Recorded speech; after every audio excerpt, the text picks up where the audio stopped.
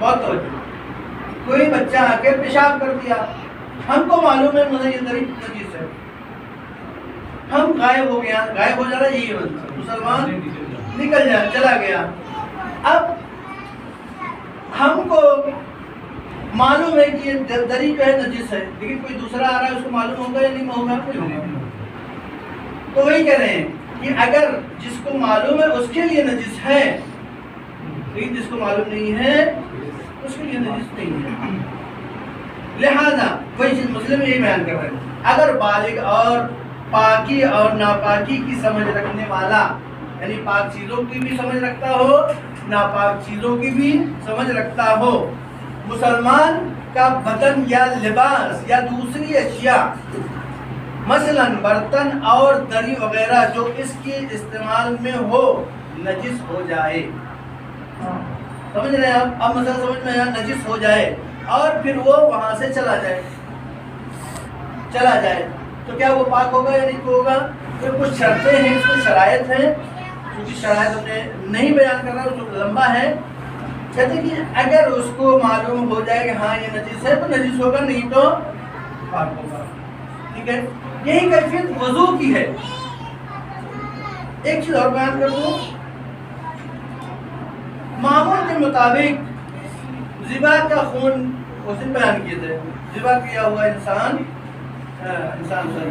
ذبح کیا ہوا حیوان کیا ہے, اس کے بدن کا خون نکل جائے تو وہ حیوان پاک ہو جاتا ہے.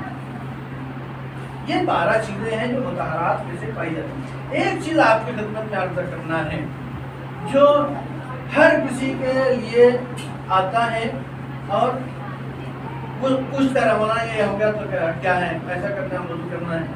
ٹھیک ہے, وضو ایک ایسی چیز ہے, ایک ایسی طہارت ہے, بلکہ عبادات میں سے ہے وضو. یہ اگر انسان کر لے, مطلب کوئی انسان ایسا ہے جو ہمیشہ باوضو رہتا ہے, ہمیشہ باوضو رہتا ہے. اب شریعت کہتی ہے کہ اگر اس کا وضو ٹوٹ جائے اور اس کو معلوم نہیں ہے, چونکہ یہ مسئلہ آیا اسی لیے اس کو بیان کر رہا ہوں, اس کا وضو ٹوٹ جائے اور اس کو معلوم نہیں تھا, وہ اس کو یاد ہے ہم باوضو تھے, ٹوٹا تو نہیں معلوم ہوا, چلیے کہ اس کو وہ باوضو وضو کے ساتھ ہے, لیکن یعنی یقین پہ, ہم کو یقین کیا ہے, ہم یہاں سے نکلے تھے وضو کر کے, ہم کو جانا ہے کہاں, فل سٹی. اب وضو کر کے نکلے ہیں, یہ چیزیں ہم کو یاد ہے.